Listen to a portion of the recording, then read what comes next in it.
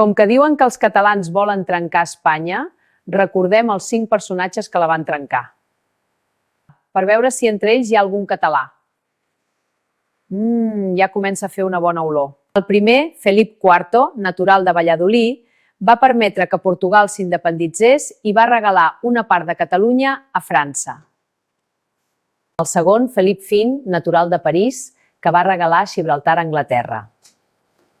El tercer, Alfons XIII, natural de Madrid, que juntament amb la seva mare va perdre Cuba, Puerto Rico i les Filipines. El quart, Francisco Franco, natural del Ferrol, que va concedir la independència a Guinea Equatorial. I l'últim, Adolfo Suárez, natural de Cebreros, que va abandonar la província del Sàhara espanyol, desatenent-la.